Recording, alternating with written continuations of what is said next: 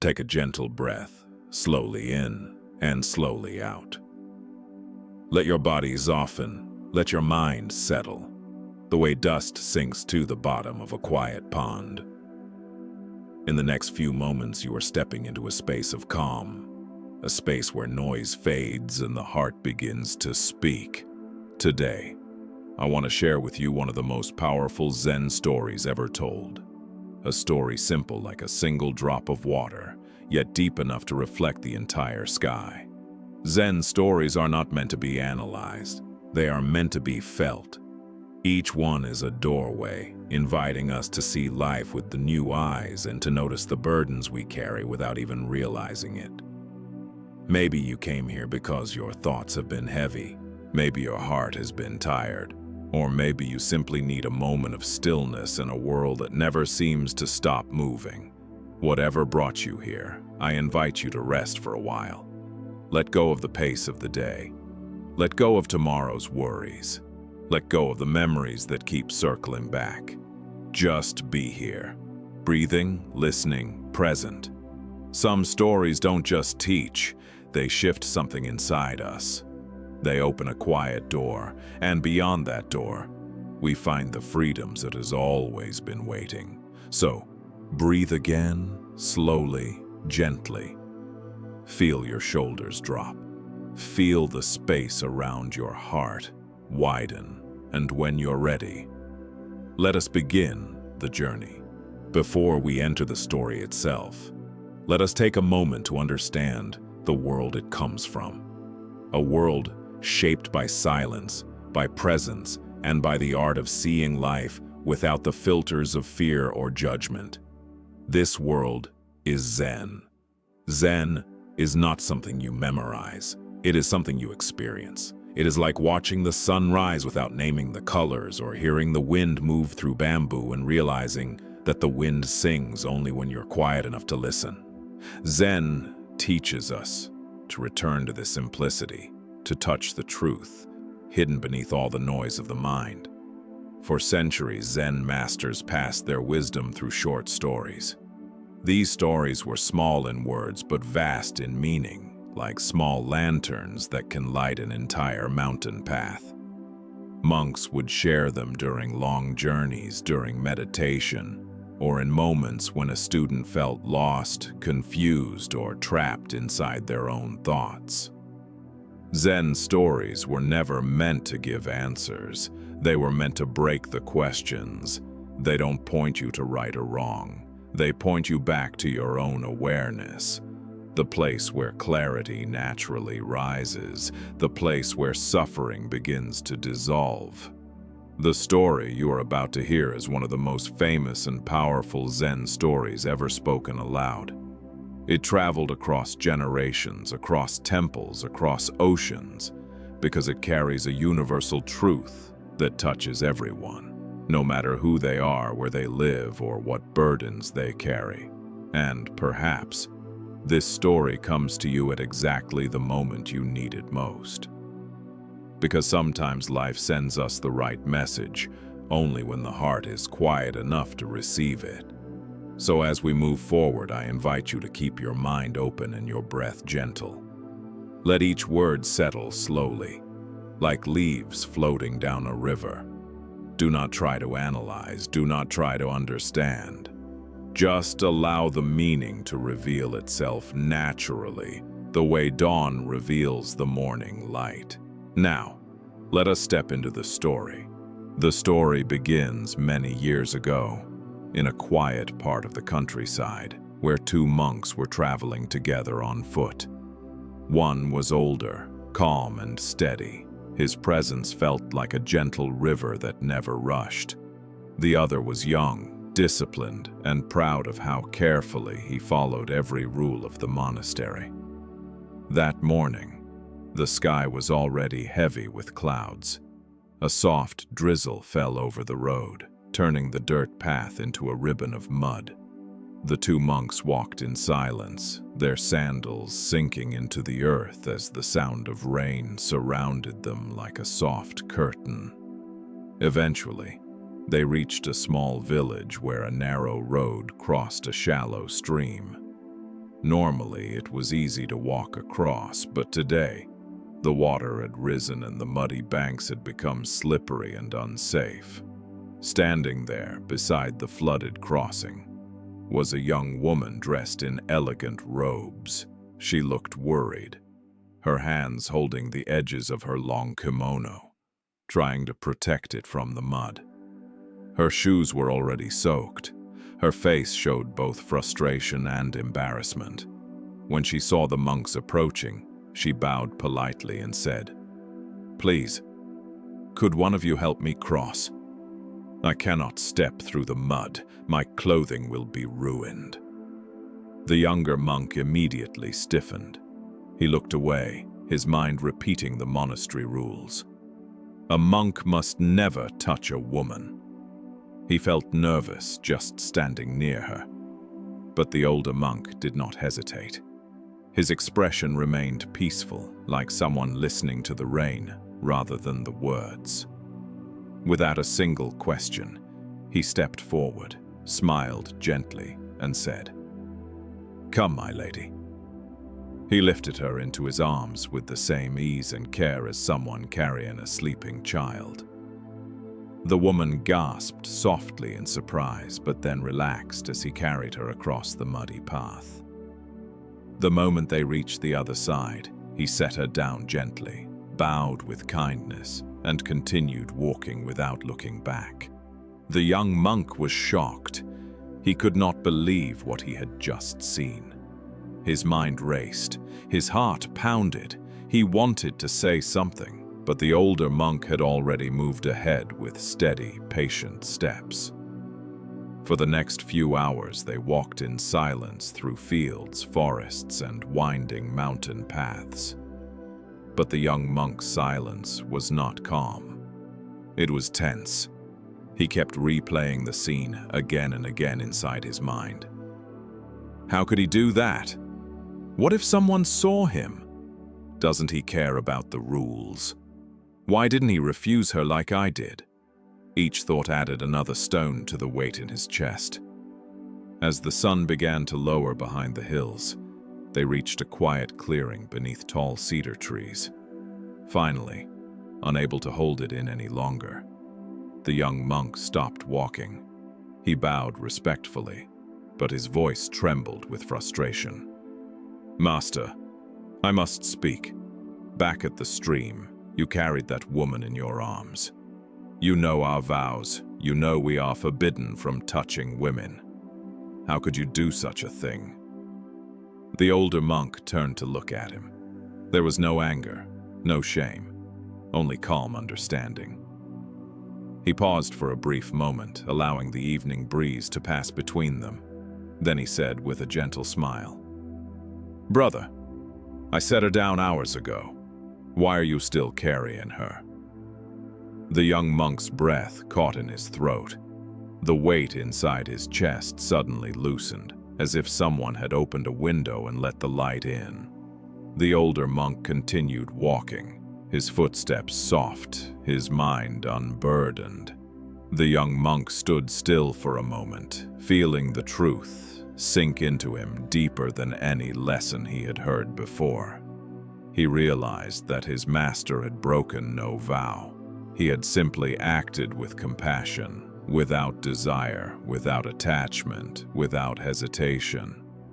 The only person who had carried the woman was him. Every judgment, every worry, every rule he clung to had created the burden he felt now, a burden that the older monk had never picked up at all. And so, as the young monk slowly began walking again, he felt his mind becoming clearer, like the sky after a long rain. He understood, perhaps for the first time, what Zen truly meant.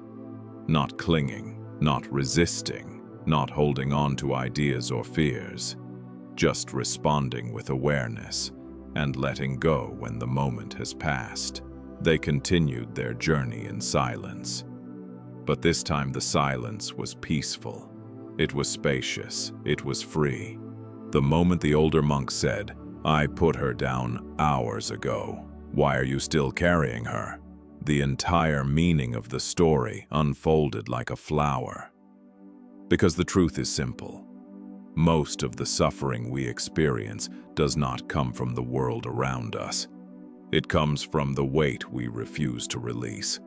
Letting go sounds easy, but the heart knows it is not. We carry so much without realizing it.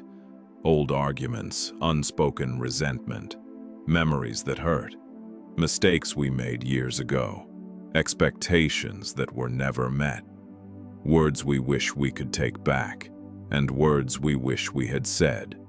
These thoughts cling to the mind the same way mud clings to the sandals of the young monk. And with every step we take through the journey of life, they get heavier and heavier until the weight becomes a burden we no longer know how to name. But Zen teaches something very gentle. Nothing becomes a burden until we choose to carry it. Think of a cup of water. Hold it for a minute. Nothing happens. Hold it for an hour. Your arm grows tired. Hold it for a day. Your arm goes numb. The weight never changed, only the time you refuse to put it down. The same is true for our emotional burdens. A single comment someone made 10 seconds ago should not still hurt 10 years later. A mistake from your past should not decide your future. A wound someone gave you should not keep bleeding forever, but it does, because the mind keeps holding it. The older monk carried the woman for a few seconds. The younger monk carried her for miles. One carried her in his arms, the other carried her in his mind. This is the difference between effort and attachment, between doing and clinging, between compassion and fear. Letting go does not mean forgetting. It does not mean pretending nothing happened.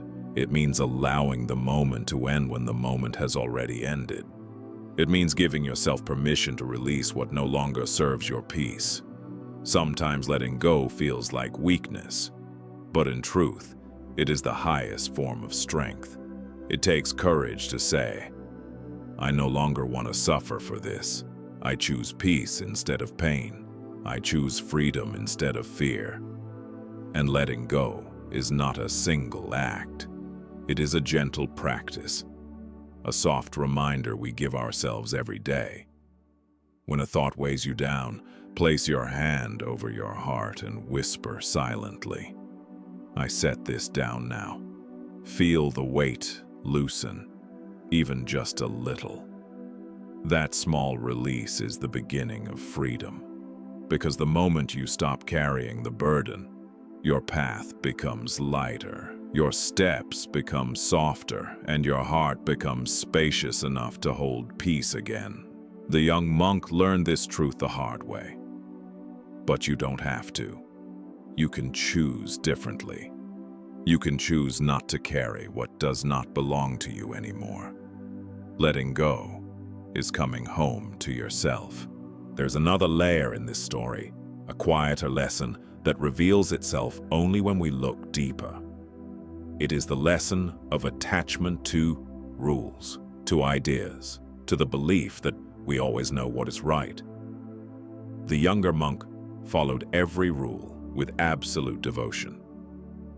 He believed this was the only way to stay pure, the only way to live a disciplined life. But his devotion slowly became rigidity. And rigidity, in the way of Zen, is another form of blindness. A rule can guide you, but when you cling to it without understanding its purpose, the rule begins to control you. You no longer act from wisdom, you act from fear. The older monk knew the same rule, but he also understood something deeper. Compassion comes before form. Intention comes before appearance. A pure heart is more important than a perfect image. When he carried the woman, he did not break the spirit of the teaching, he fulfilled it. Because the highest teaching is always kindness. But the younger monk saw only the outer layer. He saw the action, not the intention. He saw the form, not the heart. He saw the rule, but not the humanity. This is the danger of attachment. When the mind holds too tightly, it becomes narrow. It cannot see the full picture. It cannot feel the subtle truth beneath the surface. Zen teaches us to be like water, to hold shape when needed, to release shape when not. Water can fill a cup, flow through a stream, or carve a canyon through stone. Why? Because it does not cling to any single form. When we let go of rigid thinking, we allow wisdom to flow more freely. We become flexible, open and awake to what the moment truly needs. The older monk was free. The younger monk was trapped. Not by the woman, not by the world, but by his own fixed ideas. And so the lesson of this part of the story is simple. Rules can guide you, but awareness must lead you. Follow the teaching, but do not imprison yourself inside it. Live with intention, not with fear. When the heart is clear, every action becomes pure. There's one more layer in this Zen story. A layer that holds one of the most important truths in all of Buddhist wisdom. The power of the present moment. When the older monk carried the woman, the moment was simple. The need was clear. The action was pure. He responded, and when the moment ended, he let the moment go. His mind was like the sky after rain, open, quiet, unclouded. But the younger monk did not walk beside him. He walked behind his own thoughts. He replayed the scene again and again, as if repeating it would change what had already happened. He carried the past into every step, into every breath, into every mile of the journey. This is what many of us do without realizing. We live moments that no longer exist. We stay in conversations that have already ended. We argue with memories. We try to fix what has already passed. And by doing so, we leave the present moment empty, as if we are not really living the life unfolding right now. Zen teaches that the present moment is the only place where life truly happens. The past is a shadow, the future is a dream. But the present is real, alive, and always available. The older monk understood this. He walked with full awareness of each step, each breath, each shift of the wind through the trees. And because he was present, nothing weighed on him. The younger monk walked with the past grip in his mind, and because of that, everything felt heavy. Life becomes peaceful, not when we control everything, but when we stop dragging yesterday into today. Imagine your mind as a clear lake. When you drop a stone into it, ripples form. But when you keep dropping stones from the past, the water never becomes still. The reflections disappear. You cannot see your own face, but when you let the ripples settle, clarity returns, calm returns, presence returns. The story reminds us of something beautifully simple. You can only walk one step at a time, and that step can only be taken now. When you return to the present, you return to yourself. You return to peace. This ancient Zen story may seem distant, set in a time of temples, mountains, and monks, but its wisdom fits beautifully into the life you are living right now. Because even if we no longer wear robes, and even if our roads are made of concrete instead of mud, the mind still carries weight in the same way. Think about your daily life. A coworker says something sharp, and instead of letting it pass, you hold it for the rest of the day. You replay it on the drive home. You think of what you should have said. You carry that moment far longer than it existed. Or maybe someone you love disappoints you. They forget something important. They speak without thinking. The moment lasts 1 minute, but the hurt can last for months, sometimes even years. The younger monk lives inside all of us. He appears when we cling to worry, when we hold grudges, when we refuse to forgive, when we keep dragging old pain into new days. And the older monk lives within us too.